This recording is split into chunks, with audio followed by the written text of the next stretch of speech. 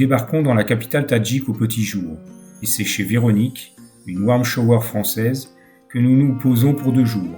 Environ 200 cyclos passent chez elle tous les ans, et nous sommes 17 ce jour-là. Occasion de mettre mes services de mécano avec une roue à rayonner. La ville de Douchanbé est poussiéreuse et sans grand intérêt. Les quartiers pauvres contrastent avec le quartier présidentiel aux monuments et avenues démesurés, à l'image du plus haut drapeau du monde, 160 mètres.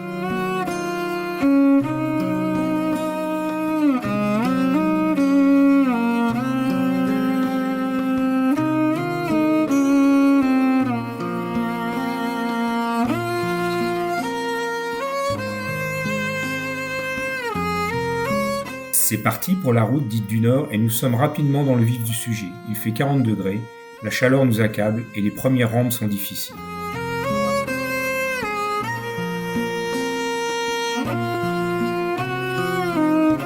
Nous faisons de très longues pauses, de midi à 17h. Et c'est l'occasion de rencontres avec d'autres cyclos qui passent sur la route et avec les enfants tadjiks, toujours très sympathiques.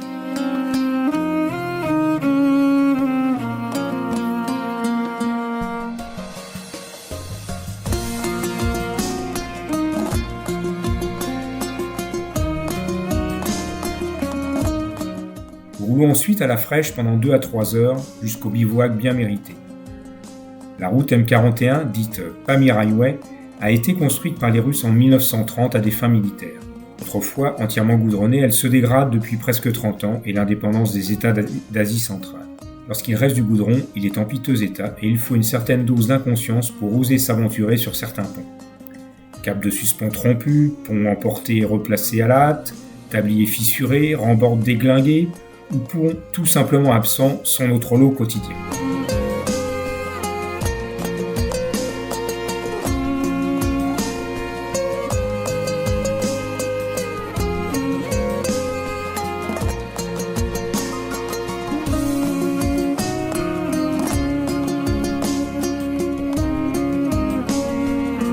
Une nuit dans un hôtel miteux nous vaudra mes premiers déboires gastriques et nous faisons connaissance avec la très réputée courante du Pamir, tant redoutée de tous les cyclo-voyageurs qui s'aventurent ici. Après 5 jours, nous arrivons sur l'une des plus grosses difficultés du parcours, avec un col à plus de 3000 mètres d'altitude. Le goudron a totalement disparu et la piste a été emportée par une coulée de boue.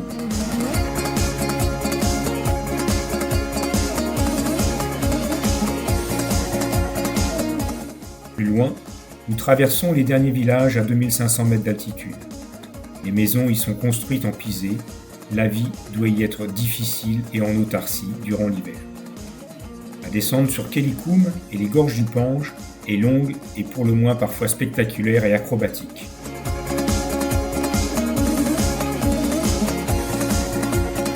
Le Pange prend sa source dans les hautes vallées aux confins de l'Afghanistan et du Pakistan et se perd dans les plaines du côté de la mer d'Aral. En été, avec la fonte des neiges, ses eaux sont au plus haut et le courant impressionnant. Nous allons le longer durant 1 semaine et 250 km dans de profondes gorges surplombées de sommets avoisinant les 6000 mètres d'altitude. Cette route est sans aucun doute une des plus dangereuses du monde et pour nous une succession d'ascensions et de descentes parfois très pentues. Ce n'est pas moins de 6000 mètres de dénivelé positif qui s'accumulent entre Kelikoum et Koroy.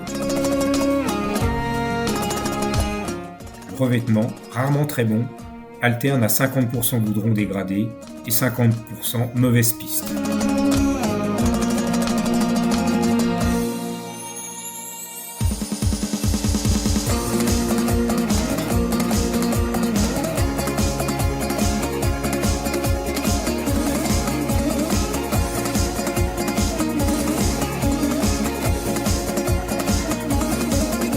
Le belge, il laissera une lame de suspension dont la rechange a mis 4 jours à arriver de Douchanbé. Tout le long de ces gorges, nous avons des vues imprenables sur la rive afghane et nous contemplons les villages et cultures qui les entourent. Ces villages sont très loin de tout et l'accessibilité par route doit y être limitée. Si de notre côté la Pamir Highway n'est ni large ni bonne, côté afghan, cela se résume parfois à des chemins de mules.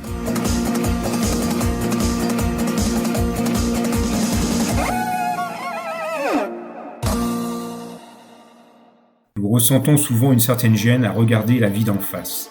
Vie bridée, burqa pour les femmes, école interdite aux filles, musique interdite par les talibans, terrorisme. Des deux côtés, à la confluence des torrents qui se jettent dans le Pange, des oasis secrets, favorisant la vie et les cultures vivrières avec des potagers et des plantations d'amandiers, d'abricotiers et de mûriers à soie dont nous nous régalons. Les Tadjiks, ici musulmans, mais de rite ismaélien et disciples de l'Aga Khan, sont beaucoup plus tolérants. Les femmes ne sont pas voilées et leurs cheveux sont parfois au vent.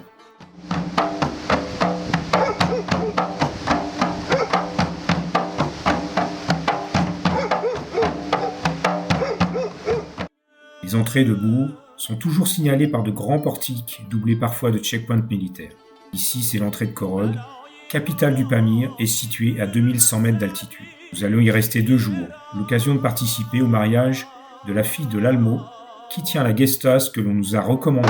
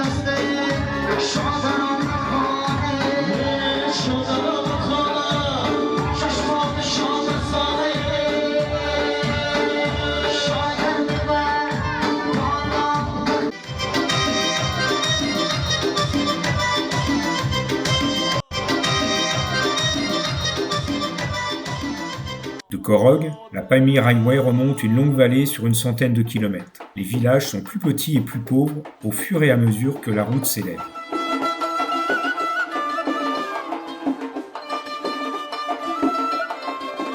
Ravitaillement dans les petites épiceries y est très limité.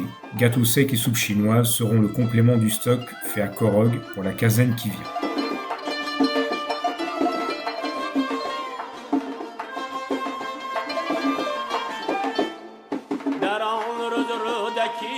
Nous repassons la barre des 3000 mètres et les paysages s'embellissent avec la pureté de l'air et les bivouacs nous offrent le spectacle incroyable de la Voie lactée.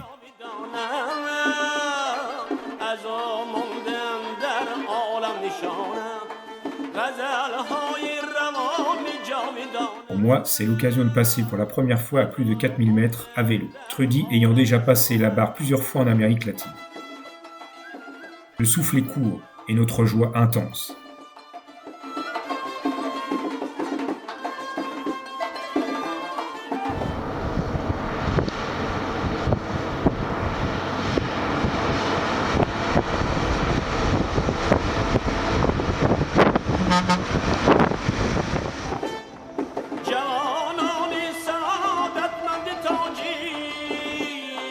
À présent, nous sommes sur le plateau du Pamir pour encore 500 km et autour de 4000 mètres d'altitude. Et en dehors de l'état de la piste, cela va nous sembler beaucoup plus facile.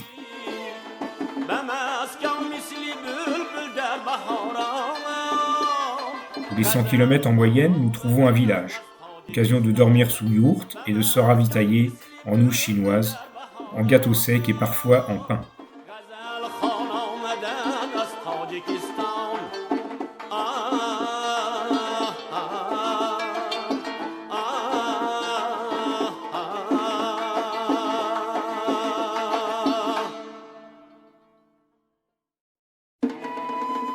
Autour des puits, les enfants sont toujours ravis de nous aider à remplir nos réserves.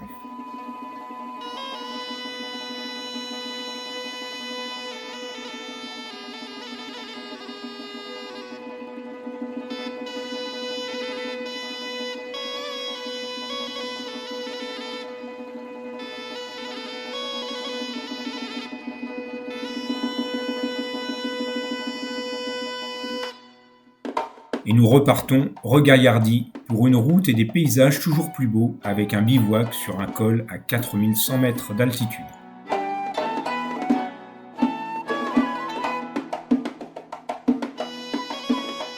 Puis une longue descente en pente douce sur le gros bourg de Mourghab.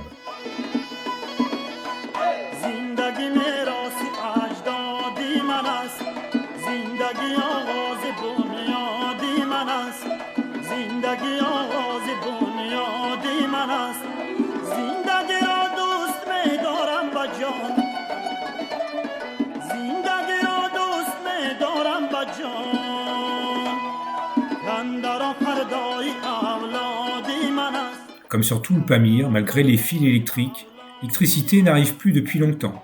Et l'eau doit être remontée des puits d'une seule main, l'autre servant à poster sur Facebook. À Mourghab, des conteneurs chinois servent de boutique sur le marché. Et c'est avec peine que nous arrivons à trouver le salon de coiffure où, faute de courant, tondeuse et musique sont sur batterie automobile et panneaux solaires.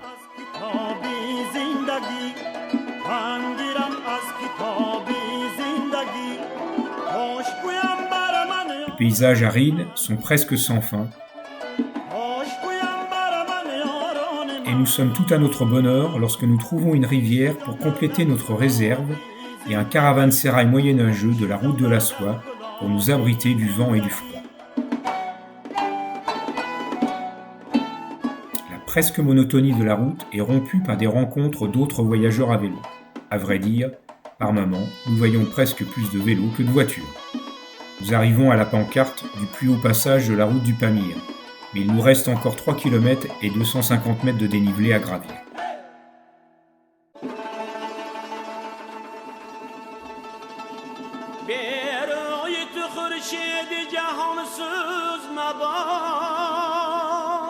Mission accomplie pour Trudy. La résilience est à son paroxysme.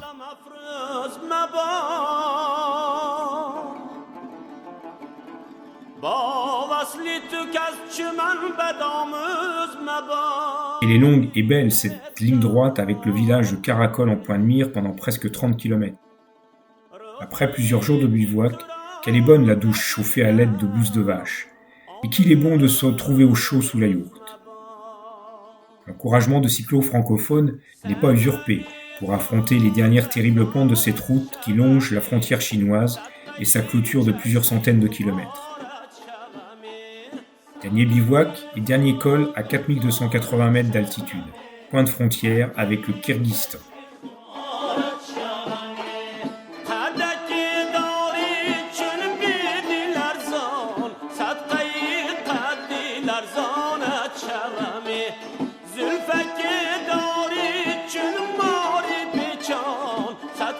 Nous dévalons le versant kirghize dans un paysage aux couleurs incroyables et avec des vues sur le massif du pic Lénine qui culmine à 7134 mètres.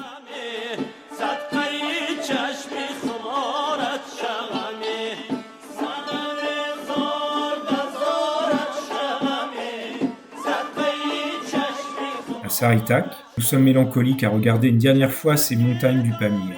Déjà triste de ne pas trouver ici un accueil aussi chaleureux et désintéressé que celui des Tadjiks. Nous nous consolons avec des routes en bien meilleur état car construites ici par les Chinois, mais nous devons redoubler de prudence avec les conducteurs kirghizes qui trouvent à boire de la vodka servie au verre dans toutes les épiceries. Un dernier col et c'est la bascule vers Osh, grande ville du sud Kirghizistan, où nous retrouvons la pleine chaleur.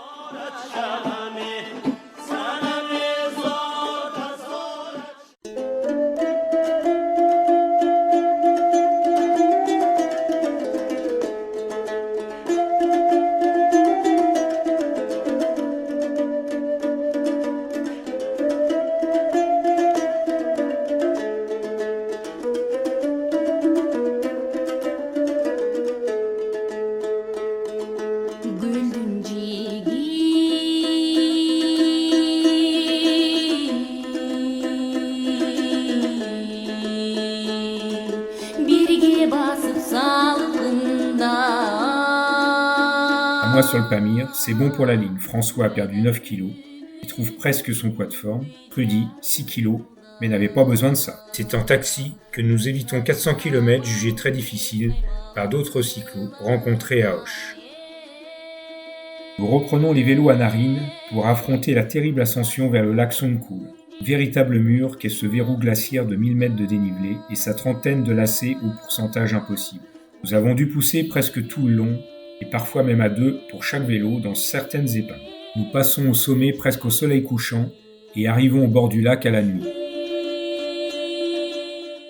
Nous faisons le tour du lac, souvent au milieu des chevaux, et tout cela a un petit air de Mongolie, ou du moins nous l'imaginons comme cela.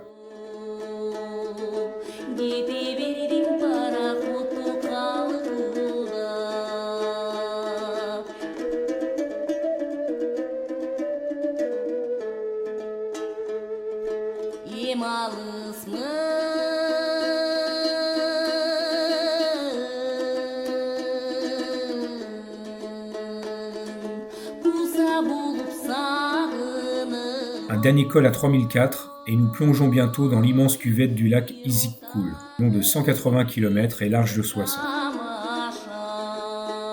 au bord duquel nous rencontrons un groupe de 13 Français à vélo, dont plusieurs enfants. Nous leur donnons des conseils pour le lac Songkhul et eux des conseils pour éviter en partie la terrible route qui longe le lac Issyk-Kul. Conseils excellents qui nous font emprunter une petite piste où nous jouons une journée durant avec les averses et la lumière.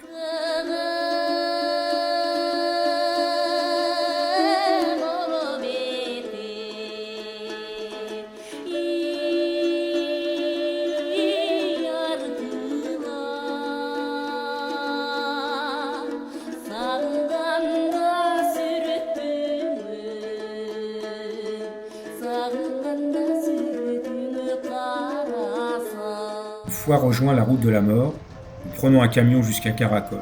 Courageux, mais pas téméraire.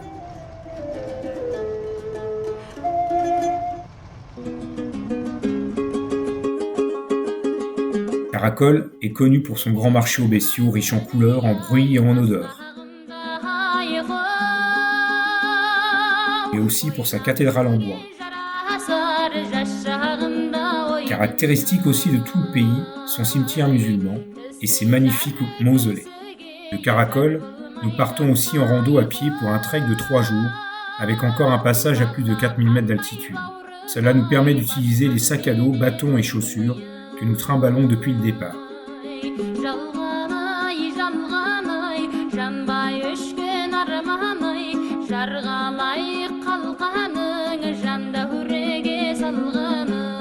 Le temps est plutôt changeant dans ce massif et nous essuyons même une averse de neige.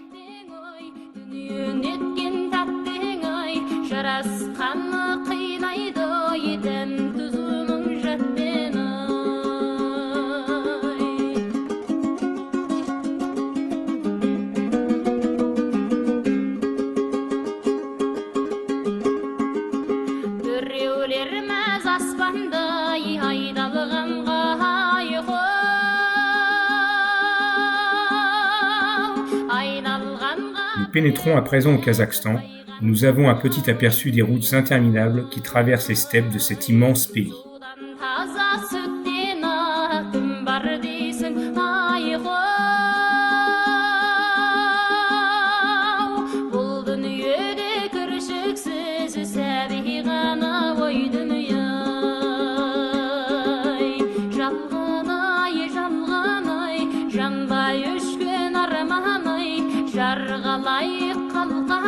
Nous longeons ensuite le grand canal d'Almaty par une petite route sympathique à ne pas emprunter la nuit et qui nous mène presque au centre d'Almaty, grande ville de 2 millions d'habitants et ancienne capitale du Kazakhstan.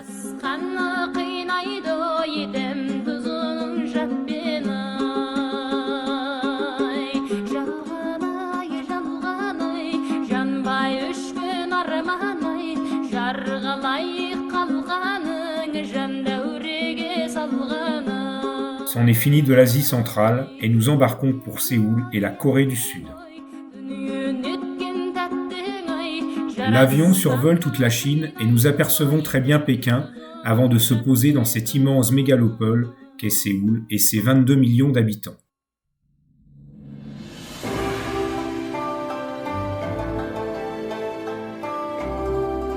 Après Après 50 km de RER, nous décidons de rejoindre les bords du fleuve afin de trouver la piste cyclable qui va nous permettre de sortir très facilement de la capitale sud-coréenne. Sur cette piste, nous y rencontrons de très nombreux cyclistes ninjas. C'est comme ça que nous les appelons pour rire. Il fait 35 degrés et ils sont couverts de la tête aux pieds.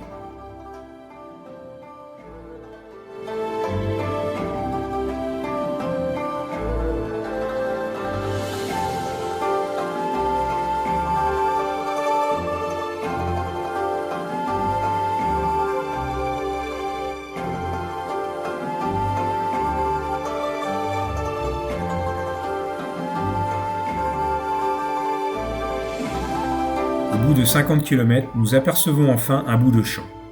La piste cyclable, longue de 650 km, va nous emmener jusqu'à Busan, au sud du pays. Elle emprunte dans un premier temps une ancienne voie ferrée.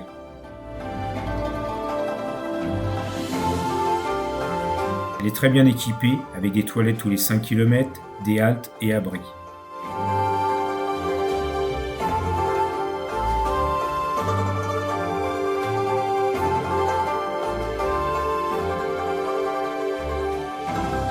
Dans sa partie centrale, nous passons un col et un massif montagneux sur une véloroute.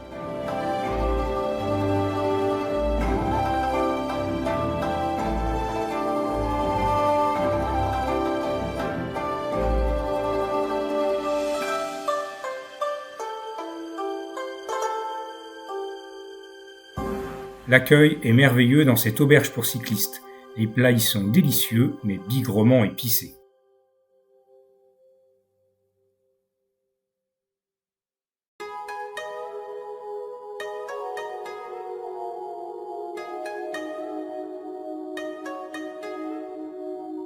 La piste cyclable est financée par la Société de gestion des fleuves coréens et les équipements sont partout très luxueux.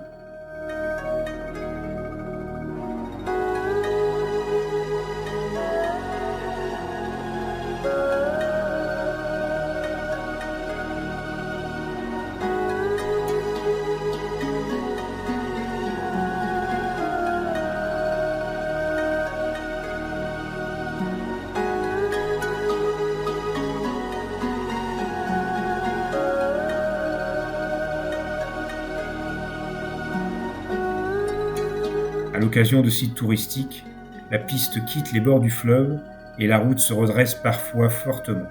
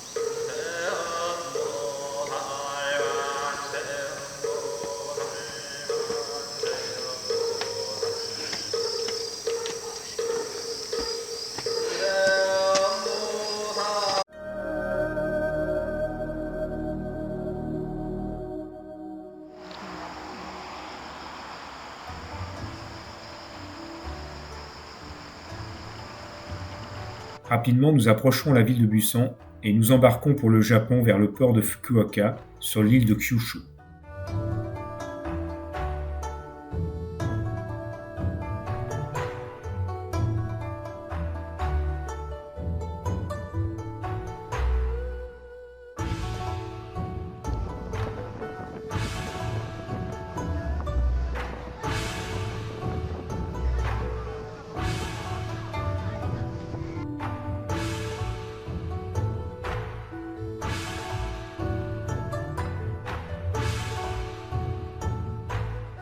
Nous devons nous accoutumer à la circulation dense et à la conduite à gauche.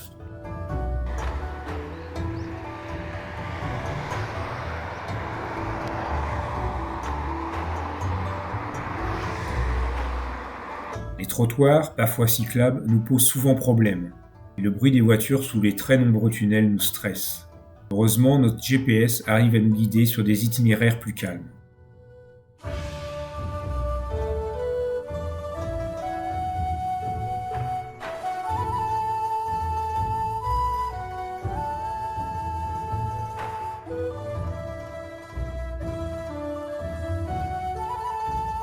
Nous arrivons à Nagasaki, ville martyre forte en symbole de paix et de commémoration.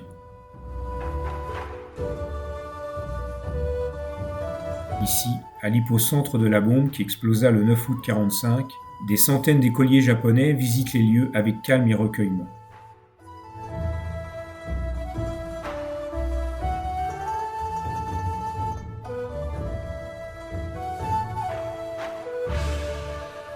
Les guirlandes de grues en origami sont déposées en signe de paix. La ville et la cathédrale ont été reconstruits et nous logeons dans une auberge jeunesse typiquement japonais où nous découvrons des toilettes au tableau de bord digne d'un Airbus.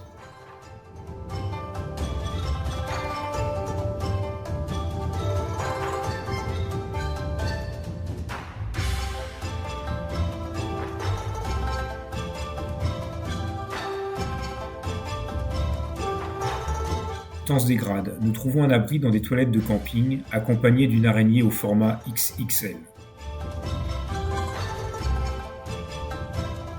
Puis c'est un typhon qui s'annonce. Nous restons 2 jours à l'hôtel pour le laisser passer et en profitons pour visiter temples religieux,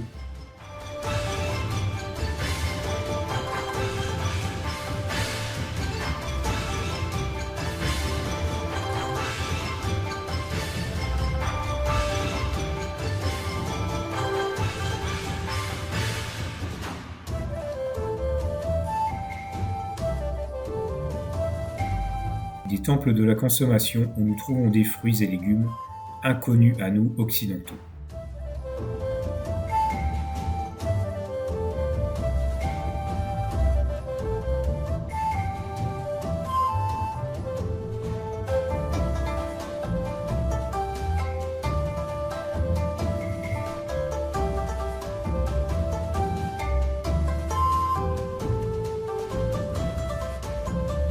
Le soleil revient, mais seulement pour une courte durée alors que nous remontons au centre de Kyushu.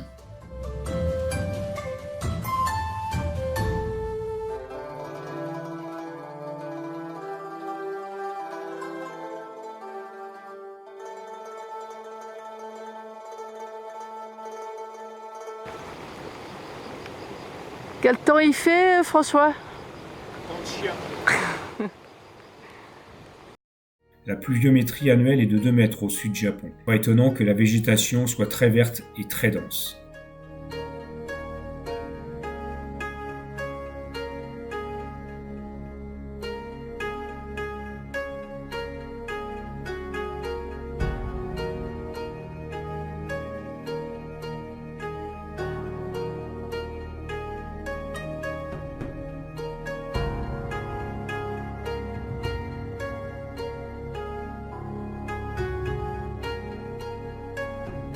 Nous arrivons au bord de la plus grande caldeira au monde, à Aso, siège d'un volcanisme très actif. En octobre 2016, une forte éruption a occasionné de gros glissements de terrain et fait plusieurs dizaines de victimes.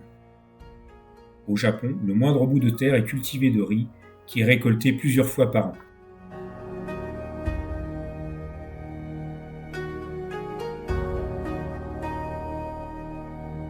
Par bateau, nous arrivons à l'île de Shikoku, connue pour son pèlerinage des 80 temples, dont nous visitons quelques-uns.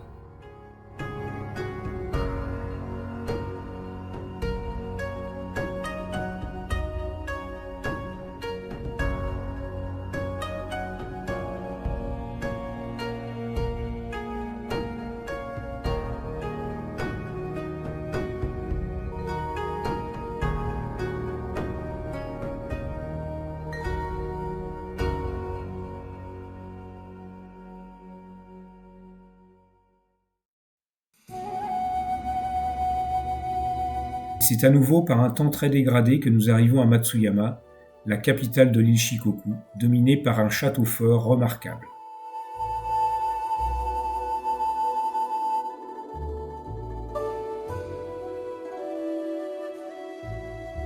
Nous avons la chance que le temps revienne au beau pour faire un aller-retour sur la piste cyclable Shintanami-Kaido.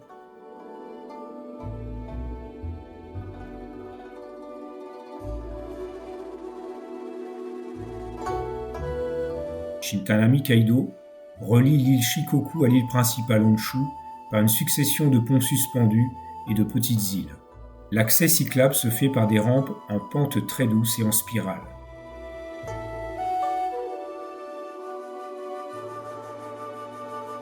Le plus grand pont fait 6,5 km de longueur et tous ont été fabriqués en acier, très probablement dans les immenses chantiers navals de la région.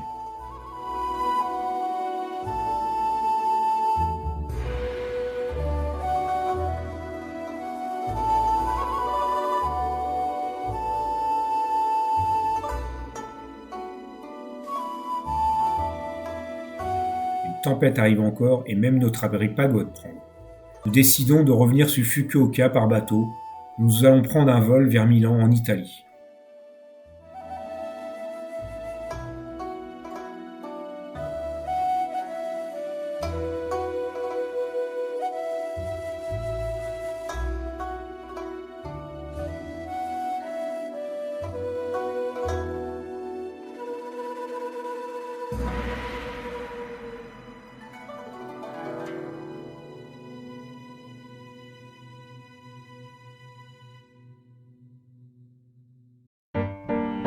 Nous arrivons à Milan mi-octobre et apprécions le soleil radieux et un été indien exceptionnel. Vieni via di qui. Niente più ti lega a questi luoghi. Quel bonheur de retrouver fromage, vin et bon pain. Via, via. Neanche questo tempo grigio, pieno di musica e di uomini. Profitons également de beaux bivouacs et de quelques belles pistes et cols sur la route des crêtes de la Sieta. It's wonderful, good luck my baby, it's wonderful, it's wonderful, it's wonderful. I dream of you, chips, chips, da-ti-do-di-do, cibo.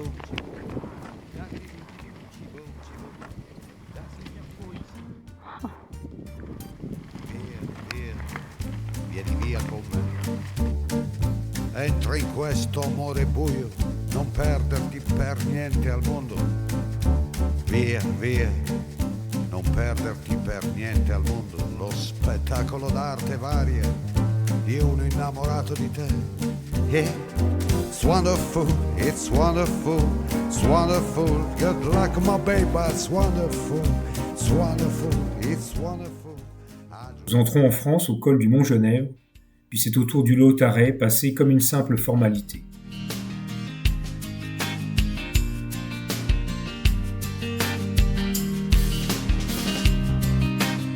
Notre copain Fabien nous accompagne quelques kilomètres sur la Via Rona et c'est par la Valserine que nous abordons le massif du Jura.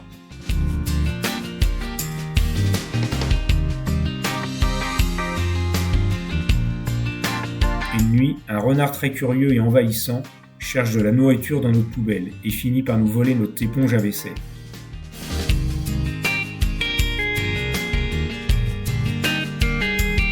Au Rupt, nous retrouvons la Moselle qui nous est familière et qui nous mène rapidement par d'agréables pistes cyclables jusqu'au pied de notre butte et de notre château à Mousson.